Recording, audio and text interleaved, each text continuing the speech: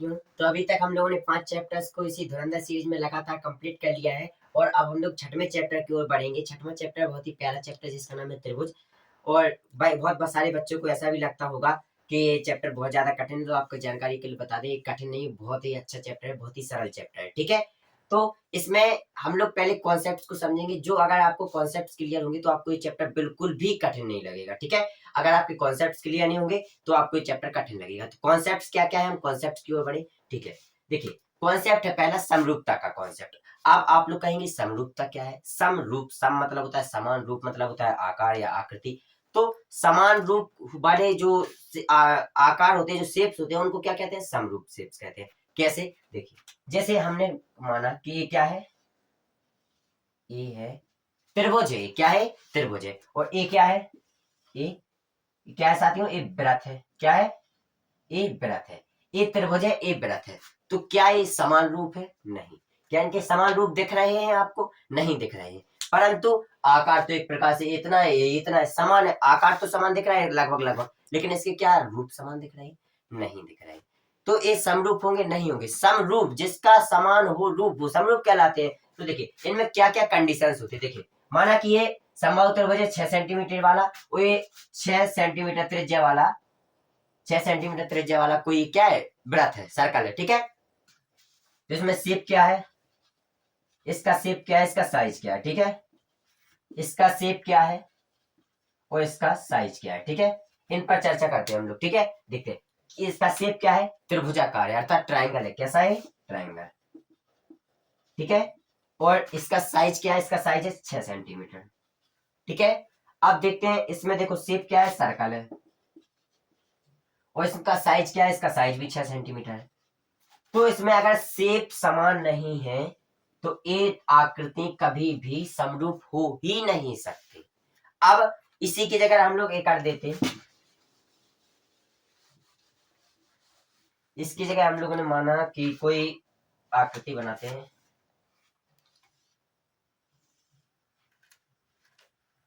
15 centimetre वाली समरूप त्रिभुज बनाया कोई 15 सेंटीमीटर वाला। तो इसमें देखिए शेप क्या होगा इसका, बस साइज क्या होगी। ठीक है, शेप क्या होगा, साइज क्या होगी। तो देखिए इसमें शेप क्या है, ये ट्रायंगल है। क्या है? शेप। और साइज क्या है? 15 सेंटीमीटर। ठीक है, तो अब देखिए साइज इसमें अलग अलग है, साइज तो समान नहीं है, परंतु शेप है, जो आकार है, वो कैसा है? समान है। शेप कैसा है? समान है। इससे यह सिद्ध होता है कि ये दोनों चीजें समरूप है। अब इसमें एक चीज ध्यान रखिएगा आप लोग, शेप मायने रखता है। क्या मैटर करता है? शेप। अगर दोनों के शेप समान है तो वो समरूप हो सकती है। ठीक है, परंतु अगर उनकी साइज समान नहीं है तो वो समरूप हो भी सकती हैं। ठीक है, और नहीं भी हो सकती। साइज कोई मैटर नहीं करती, केवल क्या मैटर करता है? शेप क्या है। ठीक है, साइज मैटर नहीं करती है, क्या मैटर करता है? शेप क्या है। क्या आप लोग इतना समझ गए? ठीक है, अब हम लोग इसी प्रकार की कसौटियां समझे समरूपता की, कि कसौटियां क्या क्या है, कसौटियां समझे हम लोग। ठीक है, कसौटियों पे बढ़ते हैं। देखा कसौटियां, सॉरी क्या पढ़ेंगे हम लोग? कसौटियां। कसौटियां क्या होती हैं? देखिए, समरूपता दिखाने की या समरूपता सिद्ध करने की जो क्रिया होती है इसी को कसौटी कहते हैं। कैसे? देखिए, आपको जो मैंने वो हम 3 कसौटियों के बारे में पढ़ाएंगे। कितनी कसौटियां? 3 कसौटियां। पहली इस कसौटी का नाम है ए कसौटी। ठीक है, क्या नाम है इसका? ट्रिपल ए कसौटी। ए फोर होता है एंगल। क्या होता है? ए फोर एप्पल नहीं, ए फोर क्या होता है? एंगल। ए फोर क्या होता है? एंगल। तो एंगल, एंगल और एंगल। ठीक है, एक कसौटी है आपकी एंगल एंगल एंगल कसौटी। क्या है? Angle angle angle angle angle angle कसौटी। क्या है? देखिए, माना कि कोई दो त्रिभुज है अपने, क्या है? दो त्रिभुज है। एक त्रिभुज है ए बी सी, एक त्रिभुज है पी क्यू आर। ठीक है, दो त्रिभुज है, एक है ए बी सी, एक है पी क्यू आर। क्या आपको इतना समझ आया? अब हम लोग देखेंगे कि देखिए ए बी सी में माना कि जो ए कोण है वो पी के बराबर है, कोण ए है वो कोण पी के बराबर है। ठीक है, जो कोण बी है वो कोण क्यू के बराबर है। तो कोण बी है वो जो कोण क्यू के बराबर है। ठीक है, अब जो कोण सी है वो कोण आर के बराबर है। ठीक है, तो कोण सी है वो कोण आर के बराबर है। अगर आपको ऐसी स्थिति दिख रही है, यानी कि एक एंगल बराबर, दूसरा एंगल बराबर, तीसरा एंगल बराबर, तो वो त्रिभुज कैसे होंगे? समरूप होंगे। कैसे होंगे? समरूप। तो यानी कि त्रिभुज ए बी सी समरूप होगा त्रिभुज पी क्यू आर के। क्या आपको इतना समझ आया? क्या आपको इतना समझ आया? सिंपल, यही तो ट्रिपल कसौटी है। इसको डबल ए कसौटी भी कह सकते हैं। अगर किन्हीं दो त्रिभुजों के दो कोण बराबर है तो उसको भी समरूप कह सकते हैं। क्या आपको इतना समझ आया? सिंपल है, कोई भी टफ नहीं है इसमें, कुछ भी नहीं किया हमने।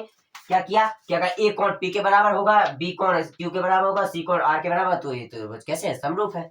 इसके साथ दूसरी कसौटी क्या है, क्योंकि आपको पूरा चैप्टर कवर करना है, इस वजह से थोड़ा फास्ट चलेंगे, लेकिन समझाते हुए चलेंगे आप लोगों को। क्या आप लोग इतना समझ आया आप लोगों को? सेम ऐसी दूसरी कसौटी है, दूसरी के बारे में भी पढ़ लेते हम लोग।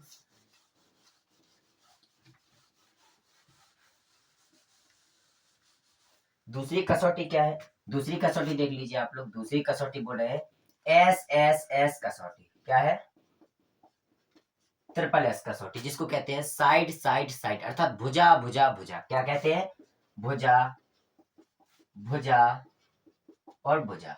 ठीक है, भुजा भुजा भुजा कसौटी क्या कह रही है कि इसमें अगर कोई दो त्रिभुज है, किन्हीं दो त्रिभुजों की अगर भुजाएं समान है तो ये भुजा भुजा भुजा कसौटी। आप लोग बोलेंगे कैसे? तो चलिए एग्जांपल देख लेते हैं। माना कि फिर से ऐसे ही है, ए बी सी एक त्रिभुज है, एक पी क्यू आर त्रिभुज है। ठीक है, एक ए बी सी त्रिभुज है, एक P Q are, A P Q are. हमने आपसे कहा कि जो ए बी भुजा है वो पी क्यू के बराबर है। ठीक है, जो बी सी भुजा है वो क्यू आर के बराबर है, और जो ए सी भुजा है वो पी आर के बराबर है। अगर एक भुजाएं आपस में बराबर हैं तो क्या ये त्रिभुज समरूप होंगे? जी बिल्कुल, ये त्रिभुज समरूप होंगे। अब कैसे लिखेंगे? देखिए, ए बी बराबर है किसके? पी क्यू के। ठीक है, बी सी बराबर है किसके? क्यू आर की, और ए सी बराबर है पी आर के।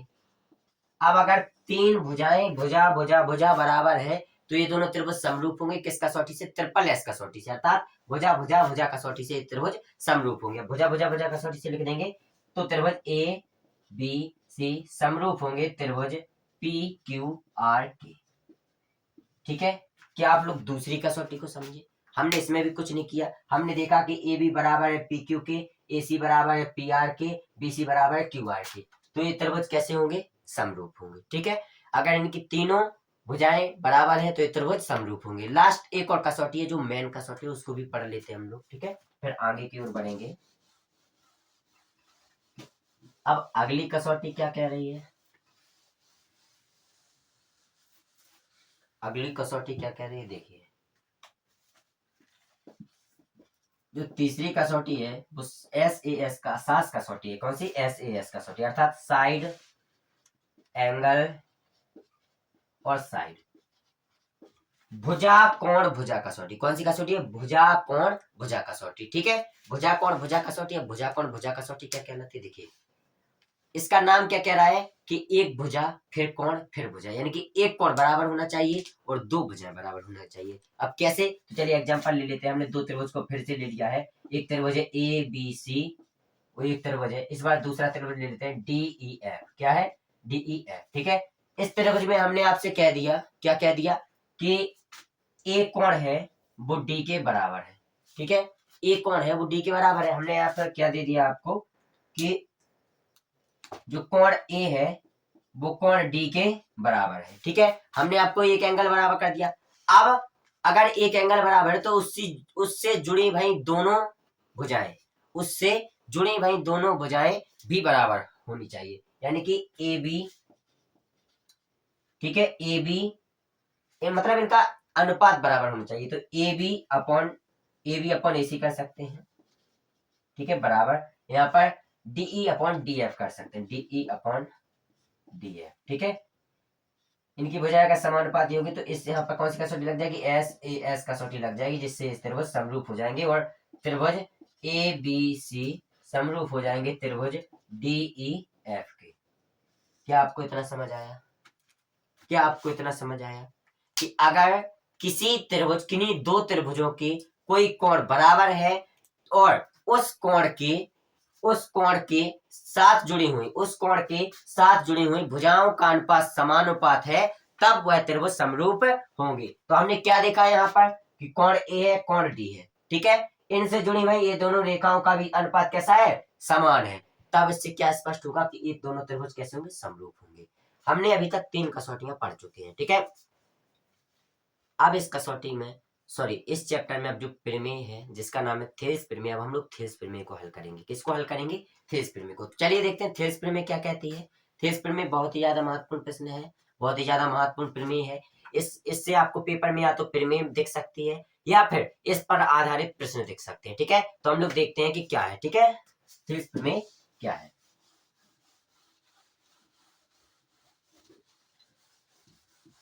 चलिए देखते हैं हम लोग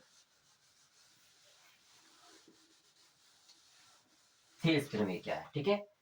थेल्स प्रमेय हेडिंग क्या है, थेल्स प्रमेय।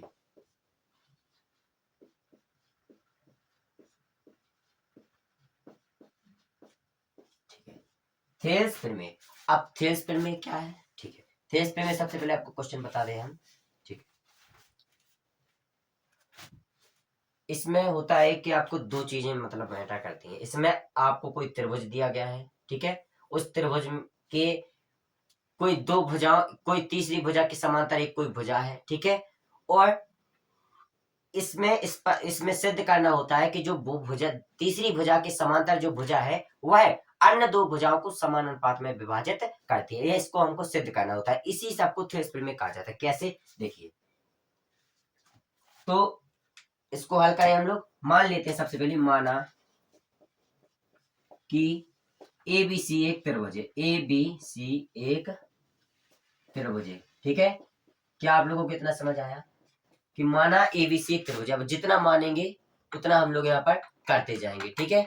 जितना मानेंगे उतना हम लोग यहाँ पर करते जाएंगे। तो क्या त्रिभुज माना हमने, तो यहाँ पर त्रिभुज मान लेते हैं, ठीक है।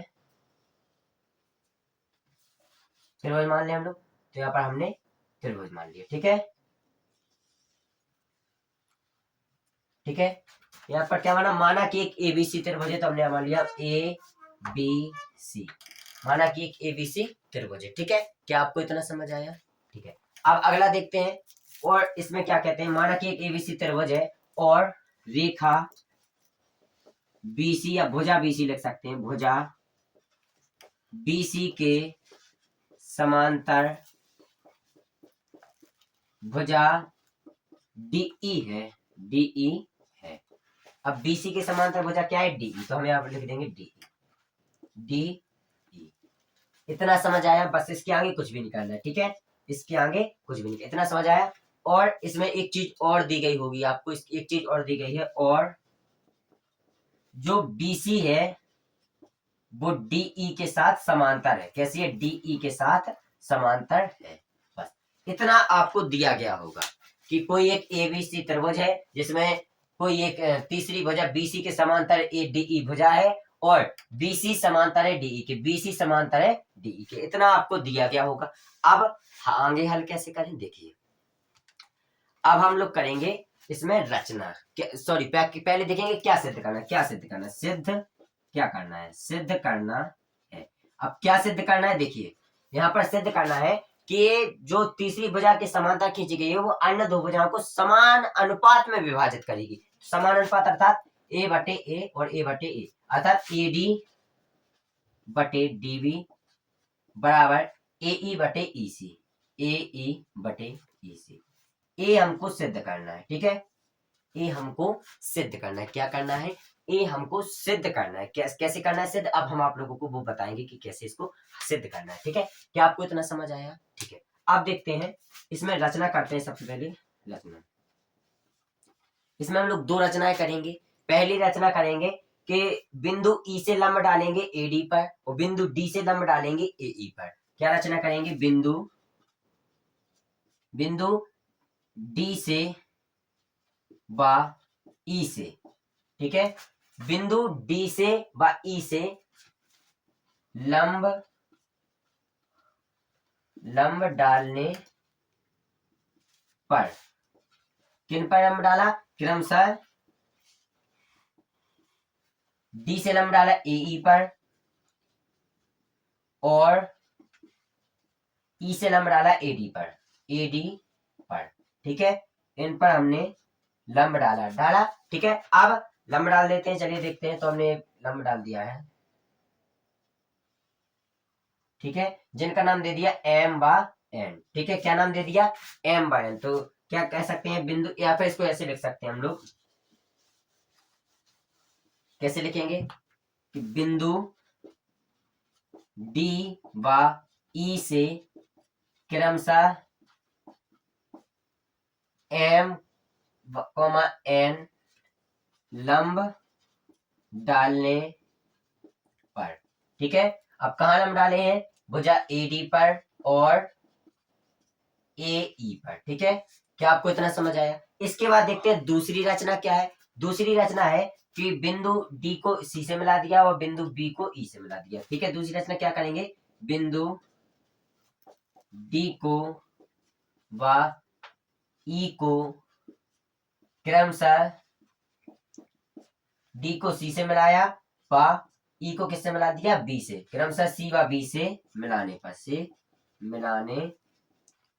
पर। ठीक है, क्या आपको इतना समझ आया? बस इसके आगे सीधा उत्पत्ति करेंगे, उत्पत्ति करने के बाद हम लोग डायरेक्ट सिद्ध कर देंगे। ठीक है, आपको क्या इतना समझ आया? क्या आपको इतना समझ आया? हमने कुछ भी नहीं किया, हमने यहाँ पर रचना क्या की कि बिंदु डी को डी से लंब डाला डीएन और ई से लंब डाला ईएम। ठीक है, डी से लंब डाला डीएन, ई से लंब डाला ईएम, और दूसरी रचना की कि बिंदु डी को सी से मिला दिया और बिंदु बी को ई से मिला दिया। ठीक है, इतना कर लिया। इसके बाद डायरेक्ट करेंगे उपपत्ति। क्या करेंगे, उपपत्ति।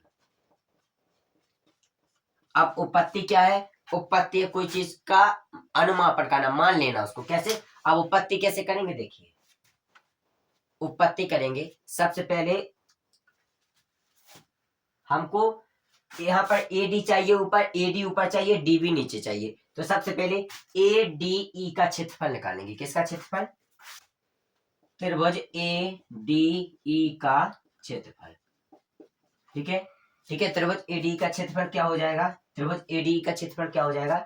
अब देखिए त्रिभुज का क्षेत्रफल क्या होता है, 1/2 आधार गुणे ऊंचाई। यहाँ पर लिख लेते हैं त्रिभुज का क्षेत्रफल। क्षेत्रफल क्या होता है, 1/2 आधार गुणे ऊंचाई। ठीक है, ठीक है, तो आधा अब देखिए यहाँ पर 1/2 लिख लेंगे, 1/2। आधार क्या है इसमें साथियों, आधार क्या है, ए डी ई में आधार क्या है, एडी। क्या है, एडी। एडी आधार मान लेंगे, एडी। साथ में इसकी ऊंचाई क्या होगी, जो देखिए किसी भी त्रिभुज का लंब भी उसकी ऊंचाई होती है। तो देखिए ए डी ई में जब अगर आधार ए है तो लंब इसका ईएम नहीं होगा, लंब क्या होगा, ईएम। क्या होगा इसमें, ईएम। अगर आधार इसको माना तो लंब ईएम नहीं होगा, इसको आधार माना तो ईएम लंब होगा। ठीक है, तो क्या लिख देंगे, एडी इंटू ईएम। दूसरी स्थिति देखते हैं। अब हम लोग अब हमको चाहिए ए, देखिए एडी तो आ गया, अब हमको चाहिए डीबी। डीबी क्या है, डीबी। तो कौन सा त्रिभुज लेंगे, डीई बी, डीई बी। कौन सा त्रिभुज लेंगे, ए वाला, देखो डीई बी, डीई बी। तो क्या लिखेंगे यहाँ पर, त्रिभुज डीई बी का क्षेत्रफल। अब त्रिभुज डीई बी का क्षेत्रफल कैसे होगा, देखिए डीई बी का क्षेत्रफल होगा 1/2, आधार क्या है इसमें, डीबी। आधार क्या है, डीबी इंटू, अब इसकी डीबी, इसकी ए जो त्रिभुज है इसका, इसकी ऊंचाई क्या होगी, इसकी ऊंचाई होगी ईएम। क्या होगी, ईएम। ठीक है, तो ये त्रिभुज है, इसकी ऊंचाई होगी ईएम। क्या होगी, ईएम। तो यहाँ पर लिख देंगे ईएम। ठीक है, अब इन दोनों का भाग दे देंगे, या फिर इनको समीकरण इसको 1 मान लेंगे, समीकरण इसको 2 मान लेंगे, समीकरण 1 व 2 को बटे में रख देंगे।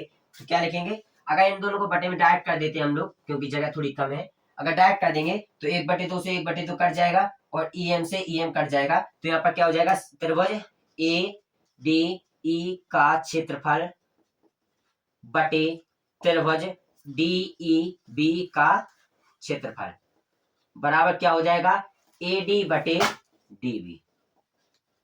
इतना समझ आया आपको, एडी बटे डीबी सिद्ध कर लिया हमने। क्या सिद्ध कर लिया, एडी बटे डीबी। अब हमको एक तरफ का भाग हमने सिद्ध कर लिया, दूसरी तरफ का भी भाग सिद्ध करेंगे, सेम ऐसे ही मेथड लगा के। ठीक है, देखिए अब पहली उत्पत्ति तो कर ली, अब दूसरी उत्पत्ति करेंगे हम लोग। तो देखिए अब हमको आधार क्या चाहिए, एई। तो सबसे पहले लिखेंगे, फिर त्रिभुज ए लेंगे, ए डी ई ले लेंगे, त्रिभुज ए डी ई का क्षेत्रफल। ए डी ई का क्षेत्रफल कैसे होगा, त्रिभुज ए डी ई का क्षेत्रफल। ए डी ई क्षेत्रफल में देखिए अभी हमने आधार क्या लिया था, ए डी लिया था। क्या लिया था आधार? ए डी लिया था। अब आधार लेंगे ए ई। क्या लेंगे? ए ई आधार। तो यहाँ लिख लेंगे 1/2 गुणे, ठीक है, आधार क्या लिया? ए ई, तो ए ई गुणे। अब इस अगर आधार हमने ए ई लिया तो इसका लंब क्या होगा, इसकी ऊंचाई क्या होगी? इसकी ऊंचाई होगी डी एन। क्या होगी? D N. तो इसका गुणा किसके साथ कर देंगे? डी एन के साथ। ठीक है, क्या आपको इतना समझ आया? सेम जैसा यहाँ पर किया था सेम वैसा ही हमने यहाँ पर कर दिया है। ठीक है, अब हमको देखिए ए ई तो आ गया, ए ई तो आ गया, अब हमको चाहिए ई सी। क्या चाहिए? ई सी चाहिए। अब तो ई सी चाहिए होगा तो कैसे हल करेंगे? देखिए अब त्रिभुज ले लेंगे ए वाला। त्रिभुज कौन सा ले लेंगे? डीई सी। डीई सी अभी लिया था डीई बी, अब लेना है डीई सी। तो डीई सी में क्या है? त्रिभुज डीई सी का क्षेत्रफल। त्रिभुज डीई सी का क्षेत्रफल क्या हो जाएगा? 1/2 आधार गुणे ऊंचाई। आधार क्या माना? ई सी। आधार क्या है? ई सी। तो ई सी गुणे, अब इसकी ऊंचाई क्या हो जाएगी? इसकी ऊंचाई हो जाएगी ई एम। क्या हो जाएगी? सॉरी, इसकी ऊंचाई क्या हो जाएगी? देखो ए हमने आधार माना, आधार माना तो आधार ए माना, तो इसकी ऊंचाई क्या हो जाएगी? सामने देखिए आधार के सामने से लंब क्या डाला है? D N. क्या है? D N. तो यहाँ पर गुणा के साथ डी एन कर देंगे। अब इसको आगे हल करेंगे। हल करें हम लोग? हल करें, ठीक है। तो 1/2 से 1/2 कैंसिल हो जाएगा, डी एन से डी एन कैंसिल हो जाएगा, तो फिर यहाँ से क्या हो जाएगा? अपॉन में कर देंगे इसको। तो क्या हो जाएगा? त्रिभुज ए डी ई का क्षेत्रफल बटे त्रिभुज डीई सी का क्षेत्रफल बराबर क्या हो जाएगा? ए ई बटे ई सी। क्या आपको इतना समझ आया? क्या आपको इतना समझ आया? समीकरण इसको 1 दे देते हैं, समीकरण इसको 2 दे देते हैं।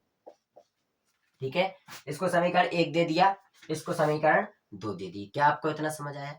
अब देखिए समीकरण एक बातों से क्या स्पष्ट हो रहा है कि देखिए ए डी ई ऊपर है, ए डी ई नीचे है। ठीक है, ए डी ई ऊपर, क्योंकि हमको ये क्यों कर रहे हैं? क्योंकि हमको इन दोनों को बराबर लाना है। ए डी बटे डी बी बराबर ए ई बटे ई सी। तो ए डी बटे डी बी बराबर ए ई बटे ई सी लाना है। तो हम लोग अगर हमको बाएं पक्ष को सॉरी दाएं पक्ष को अगर बराबर करना है तो हम लोग पहले बाएं पक्ष को बराबर करेंगे। तो बाएं पक्ष क्या कह रहा है? A D E. क्या है इसमें? A D E. हमको यहाँ क्या है? A D E. देखिए दोनों त्रिभुज मिल गए, मिल गए कि नहीं मिल गए? अब देखिए अगला स्टेप क्या है? D E B. यहाँ है डीई बी, यहाँ है डीई सी।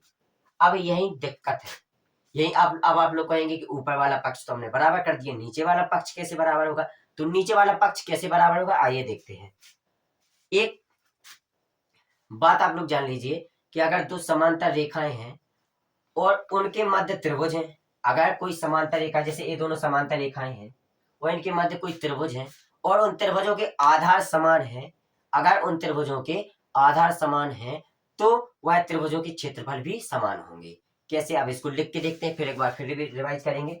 तो क्या है कि अब त्रिभुज डीई बी, त्रिभुज डीई बी बा त्रिभुज डीई सी का आधार, आधार क्या है? डीई। आधार क्या है? डीई। आधार डीई है और यह समांतर रेखा, समांतर रेखा डीई बा बीसी के मध्य है, डीई बा बीसी के मध्य है। मध्य तब क्या स्थिति बन रही है? तब स्थिति बन रही है कि जो डीई बी का क्षेत्रफल होगा वो डीई सी के क्षेत्रफल के बराबर होगा, अर्थात त्रिभुज डीई सी का क्षेत्रफल त्रिभुज डीई बी के बराबर होगा। ठीक है, डीई सी का क्षेत्रफल डीई बी के बराबर होगा। अब हमने ऊपर वाला पक्ष तो पहले बराबर था, नीचे वाला पक्ष भी हमने बराबर कर लिया। तो इससे क्या स्पष्ट हो रहा है समीकरण 1/2 से? अब लिख लेते हैं। ठीक है,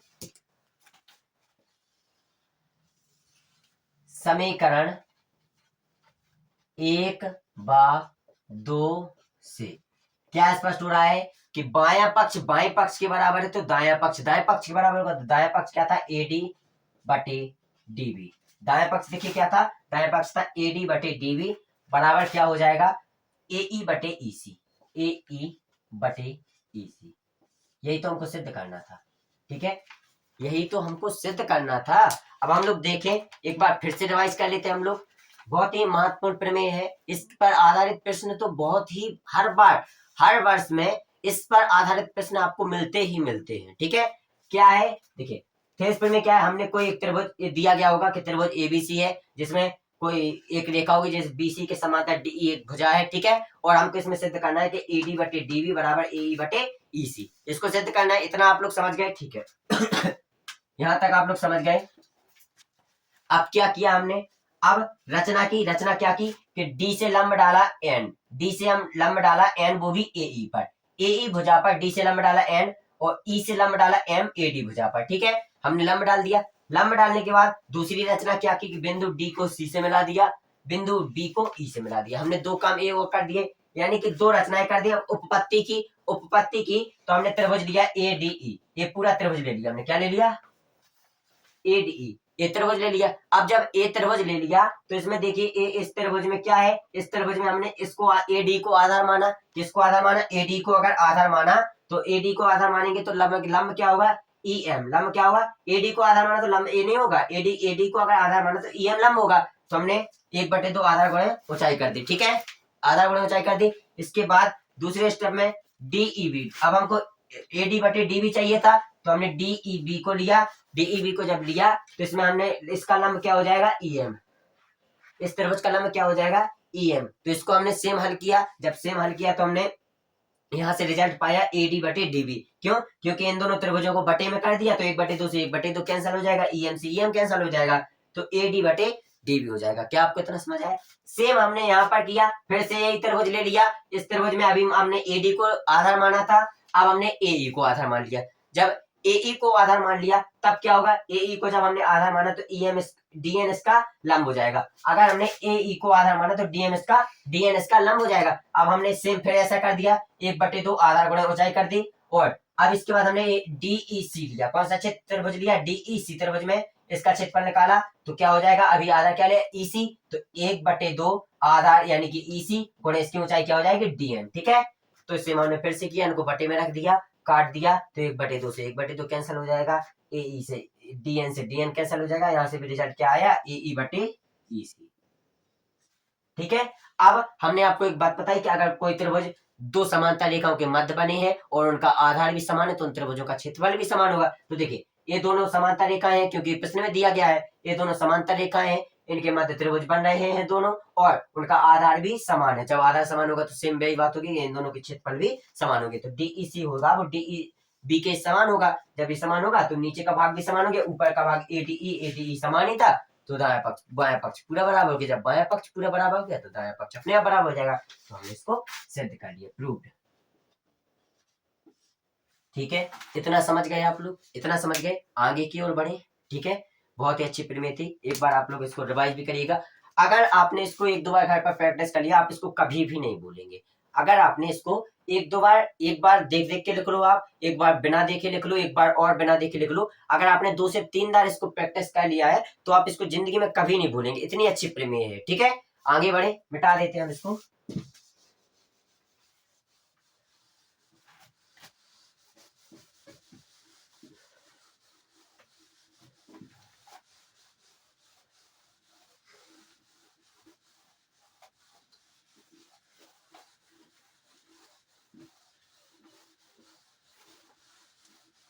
चलिए देखते हैं, अब कुछ प्रश्नों को कर लेते हैं, हम लोग प्रश्नों को हल कर लेते हैं, क्योंकि प्रश्न इसी पर आधारित है कुछ प्रश्न।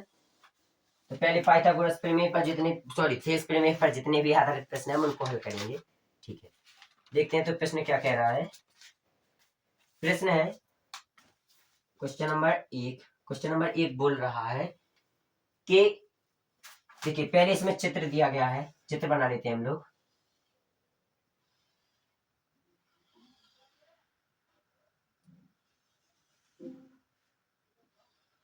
ये हमको चित्र दिया गया है, ठीक है, नाम दे देते हैं इनको ABCD।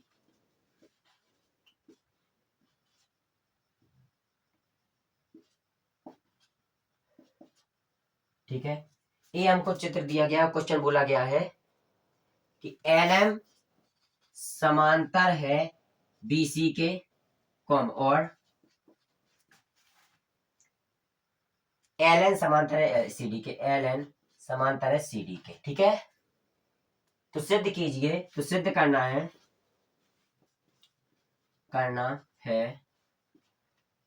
ए एम बटे बी एम बराबर ए एन बटे डी एन। देखिए ए हमको सिद्ध करना है, ठीक है। प्रश्न दिया गया है और इसमें क्या बोला गया है कि एल एम समांतर है बीसी के, अर्थात एल एम है वो समांतर है बीसी के, और एल एन समांतर है सी डी के, अर्थात जो एल एन है वो समांतर है सी डी के। और इसमें हमको सिद्ध क्या करना है, ए एम बटे बी एम अर्थात ए एम बटे ए और ए एन बटे डी एन अर्थात ए एन बटे डी एन।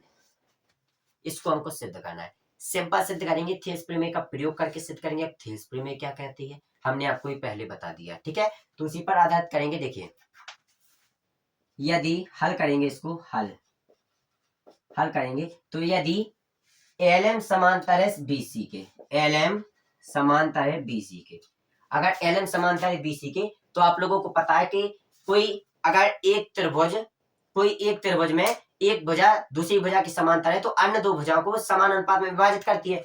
तो इसमें अगर ए एल एम है वो भुजा बीसी के समांतर है तो ए इन दो अन्य दो भुजाओं को समान अनुपात में विभाजित करेगी। अर्थात इससे क्या स्पष्ट हो रहा है कि ए एम बटे एम बी बराबर हो जाएगा ए एल बटे एल सी, ए एल बटे एल सी, ए एल बटे एल सी।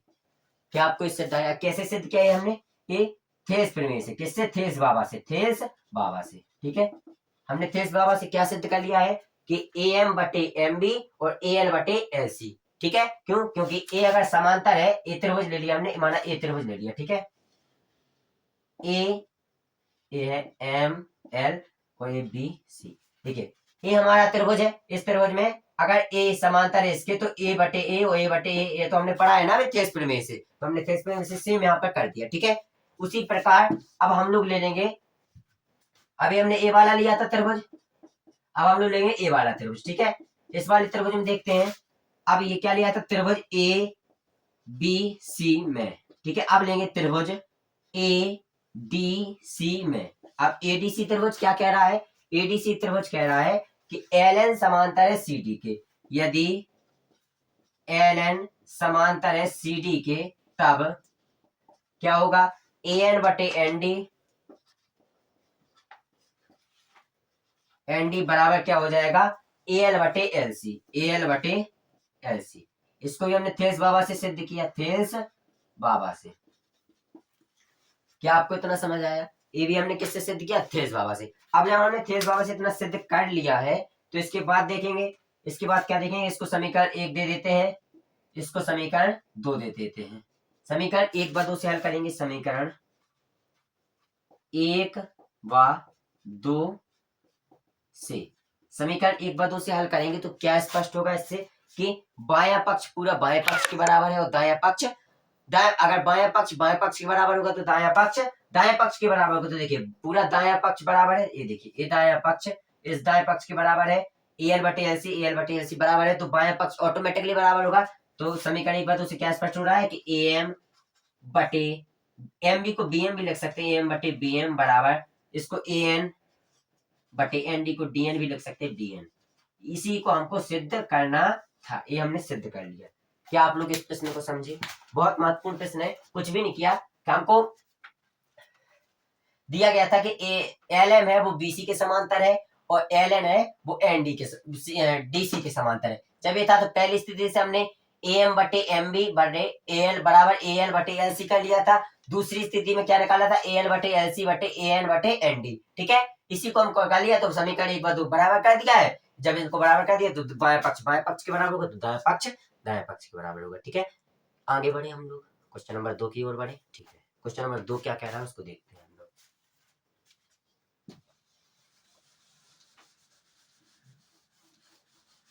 क्वेश्चन नंबर 2 क्या कह रहा है,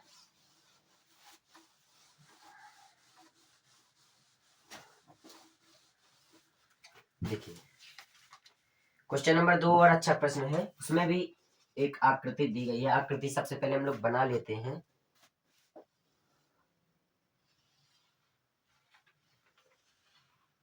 ठीक है,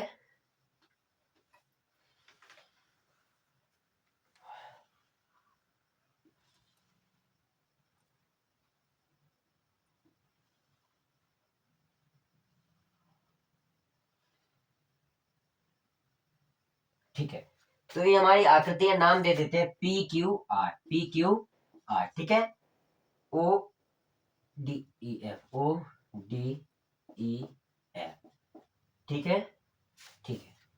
अब देखिए इसमें प्रश्न में बोला है, क्या प्रश्न कह रहा है कि डीई समांतर है ओ क्यू के, डीई समांतर है ओ क्यू के, और क्या बोला इसमें, डीएफ समांतर है ओ आर की, डीएफ समांतर है ओ आर की, डीएफ समांतर है ओ आर की, ठीक है। अब इसमें हमको सिद्ध क्या करना है, सिद्ध करना है कि ई एफ समांतर है क्यू आर की, ई एफ समांतर है क्यू आर की, इसको सिद्ध करना है, ठीक है। इसको क्या करना है, सिद्ध करना है।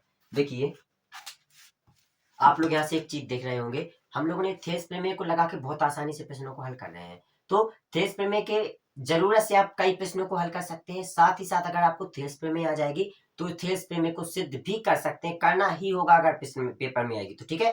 तो उसको जरूर पढ़ लीजिएगा, और उस प्रमेय पर आधारित हम लोग प्रश्नों को भी कर ही रहे हैं। इतने प्रश्न इनफ हो जाएंगे आप लोगों के लिए, इतने प्रश्नों को आप कर लीजिएगा तो आपका अच्छा रिजल्ट आ जाएगा, ठीक है। आगे बढ़ते हैं हम लोग। अब देखते हैं कि क्या बोला गया है। त्रिभुज, सबसे पहले त्रिभुज ले लेंगे पी पी क्यू ओ, कौन सा लेंगे त्रिभुज, त्रिभुज पी क्यू ओ। त्रिभुज पी क्यू में क्या था, डीई समांतर है ओ क्यू के, डीई जो डीई है वो समांतर है ओ क्यू के। तो त्रिभुज पी क्यू में क्या था, डीई समांतर था ओ क्यू के, ठीक है। तो इससे क्या स्पष्ट हो रहा है कि थेस प्रमेय बन रही है। अब जब थेस प्रमेय बन रही है तो पीई बटे ई क्यू बराबर हो जाएगा पी डी बटे डी ओ। क्या हो जाएगा, पी डी बटे डी ओ। क्या आपको इतना समझ आया, क्या आपको इतना समझ आया। ये हमने थेस प्रमेय, थेस बाबा से इसको सिद्ध किया, थेस बाबा, ठीक है। थेस बाबा से हमने इतना सिद्ध कर लिया। दूसरे त्रिभुज लेंगे पी ओ आर, क्या लेंगे, पी ओ आर, क्या लेंगे दूसरा त्रिभुज, त्रिभुज पी ओ आर, क्या लेंगे त्रिभुज, त्रिभुज पी ओ आर में यहाँ पर क्या देखेंगे, यहाँ पर हमको डी एफ है वो ओ आर के समांतर दिख रहा है। देखो डी एफ ओ आर के समांतर दिख रहा है, तो इसमें क्या है, डी एफ है जो वो ओ आर के समांतर है। जब डी एफ ओ आर के समांतर है, जब डीएफ अगर ओ आर के समांतर है तो इससे थेस प्रमेय क्या स्पष्ट होगी, थेस प्रमेय कैसे स्पष्ट होगी, थेस प्रमेय कैसे स्पष्ट होगी कि पी एफ बटे एफ आर, पी एफ बटे एफ आर बराबर हो जाएगा पी डी बटे डी ओ, बराबर हो जाएगा पी डी बटे डी ओ, ठीक है। ये भी हमने थेस बाबा से सिद्ध कर लिया। जब हमने इतना थेस बाबा से सिद्ध कर लिया तो इसके बाद देखेंगे, इसके बाद क्या देखेंगे, समीकरण इसको एक मानते हैं, समीकरण इसको दो मानते हैं। समीकरण एक व दो में पूरा दायां पक्ष बराबर दिख रहा है आपको कि नहीं, देखिए पीडी बटे डीओ, पीडी बटे डीओ ये बराबर दिख रहे हैं। जब दायां पक्ष पूरा बराबर दिख रहा है तो बायां पक्ष अपने आप बराबर होगा, तो बायां पक्ष को बराबर कर लेंगे हम लोग, यानी कि समीकरण एक व दो से, समीकरण एक व दो से, समीकरण एक व दो से क्या स्पष्ट हो रहा है कि पी बटे ई क्यू बराबर हो जाएगा पी एफ बटे एफ आर, ठीक है। यानी कि पीई बटे ई क्यू और पी एफ बटे एफ आर के बराबर हो जाएगी। अब ध्यान दीजिएगा आप लोग, अगर पीई बटे ई क्यू और पी एफ बटे एफ आर हो जाएगा तो क्या आपको ई एफ और क्यू आर की समानता नहीं होगी, ये पूरी भुजा इस भुजा की समानता नहीं होगी, होगी कि नहीं होगी, क्यों, क्योंकि ये जो भुजा है वो इस भुजा को समान अनुपात में विभाजित कर रही है। देखिए इस भुजा को, ये जो पी क्यू है और पी आर भुजा को समान अनुपात में विभाजित कर रही है। जब जो ई एफ भुजा है वो पी क्यू और पी आर को समान अनुपात में विभाजित कर रही है, तब ये दोनों एक दूसरे कैसे होंगे, समांतर होगी। तो इससे स्पष्ट होता है, इससे स्पष्ट होता है कि ई एफ समांतर है क्यू आर के। यही हमको सिद्ध करना था, इसी को हम लोगों ने सिद्ध कर दिया, प्रूफ, ठीक है।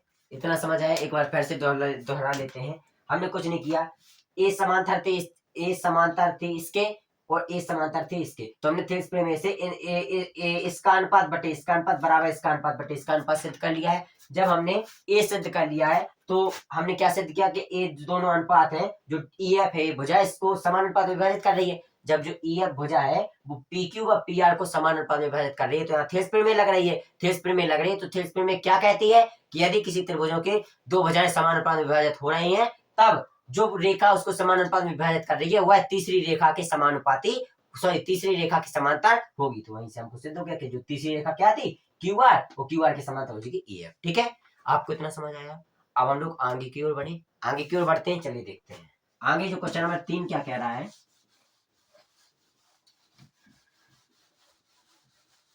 देखिए क्वेश्चन नंबर 3 क्या कह रहा है। ठीक है, क्वेश्चन नंबर 3 क्या कह रहा है,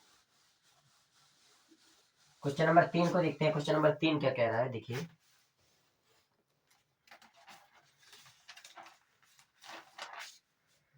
ठीक है, क्वेश्चन नंबर 3 क्या बोल रहा है।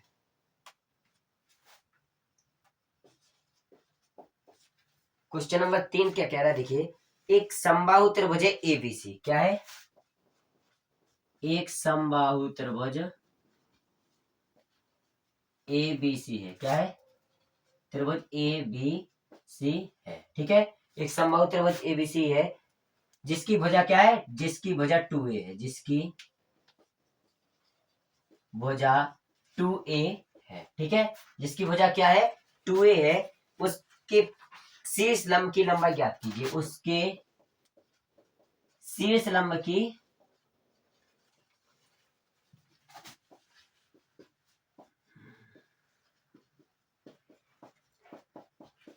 ज्ञात कीजिए। ठीक है, शीर्ष लंब की लंबाई क्या करना है, ज्ञात करना है। बहुत ही ज्यादा सिंपल प्रश्न है। ठीक है, जैसा जैसा उन्होंने कहा है वैसा वैसा मान लेते हैं। उन्होंने कहा एक समबाहु त्रिभुज एबीसी है, तो हमने एक समबाहु त्रिभुज एबीसी मान लिया है। ठीक है, उन्होंने कहा एक समबाहु त्रिभुज एबीसी, हमने एक समबाहु त्रिभुज एबीसी मान लिया है। उन्होंने कहा जिसकी भुजा 2a, तो a2a हो जाएगी, a2a हो जाएगी, a2a हो जाएगी। ठीक है, और पूछा क्या गया है कि शीर्ष लंब की लंबाई ज्ञात कीजिए। आप इसमें शीर्ष लंब क्या होगा, ए बी सी, ये त्रिभुज का शीर्ष लंब क्या हो जाएगा इसमें, ए डी। तो यहाँ पर क्या होगा, माना ए डी शीर्ष लंब है। जब ए डी शीर्ष लंब है तो हमने एक बात आप लोगों को पता होगी कि लंब होता है वो किसी भी रेखा को दो भागों में विभाजित कर देता है। तो अगर इस पूरी रेखा की लंबाई 2a है तो इसकी ए वो इसकी ए नहीं हो जाएगी, क्योंकि बराबर रेखा में बराबर अनुपात में विभाजित करेगा। तो ए जो बी डी बराबर भी ए हो जाएगा और डी सी बराबर भी ए हो जाएगा। ठीक है, तो 90 डिग्री का अंश कोण अंतरित करता है लंब। ठीक है, यहाँ से क्या स्पष्ट हो रहा है कि जो ए इसकी लंबाई ज्ञात करनी है, ए डी की लंबाई ज्ञात करनी है। यहाँ पर ए डी बराबर इसकी लंबाई ज्ञात करनी है, ए डी की लंबाई ज्ञात करनी है। ठीक है, ए डी की लंबाई ज्ञात करनी है। यहाँ से हम लोग कौन सी प्रमेय लगा देंगे, पाइथागोरस प्रमेय। कौन सी प्रमेय लगा देंगे, पाइथागोरस प्रमेय। अब आप लोग कहेंगे पाइथागोरस प्रमेय क्यों लगाई, तो देखिए क्योंकि यहाँ पर 90 डिग्री कोण अंतरित हो रहा था, तो 90 डिग्री के सामने कर्ण का स्क्वायर हो जाएगा, यहाँ से किसका लंब आधार का स्क्वायर हो जाएगा, ये लंब का स्क्वायर निकालना है हमको। ठीक है, तो क्या हो जाएगा यहाँ से A B square, A B square बराबर क्या हो जाएगा, बी डी स्क्वायर प्लस के ए डी स्क्वायर। ठीक है, यहाँ पर हम वैल्यू पुट कर देंगे, वैल्यू पुट करके देखेंगे आंसर कैसे आता है। देखिए वैल्यू पुट की, तो ए बी बराबर क्या था 2a, तो 2a का स्क्वायर हो जाएगा बराबर, बी डी बराबर क्या था a, तो a का स्क्वायर हो जाएगा प्लस ए डी की जगह ए डी ही रहने देते, क्योंकि इसको हमको वैल्यू फाइंड करनी है, इसकी तो वैल्यू निकालनी है ना। ठीक है, अब 2a का स्क्वायर हो जाएगा 4a स्क्वायर हो जाएगा, यहाँ पर a स्क्वायर तब आएगा तो माइनस का ए स्क्वायर हो जाएगा, तो माइनस का ए स्क्वायर बराबर क्या हो जाएगा ए डी स्क्वायर। ठीक है, तो अब देखिए यहाँ पर हो जाएगा 3a स्क्वायर हो जाएगा बराबर A D square, A D square इस तरफ आएगा तो ए डी स्क्वायर बराबर हो जाएगा 3a स्क्वायर। दोनों तरफ अंडर आउट कर देंगे तो इस तरफ अंडर आउट चला जाएगा, इस तरफ अंडर आउट चला जाएगा, अंडर आउट से स्क्वायर कैंसिल हो जाएगा। तो ए डी बराबर क्या हो जाएगा आपका, ए डी बराबर क्या हो जाएगा अंडर रूट 3a स्क्वायर काट जाएगा, अंडर रूट के 3a, ये आपका आंसर हो जाएगा। यही तो शीर्ष लंब की लंबाई पूछ रहा था क्या, इसी को तो शीर्ष लंब की लंबाई पूछा था। देख लीजिए आप लोग एक बार,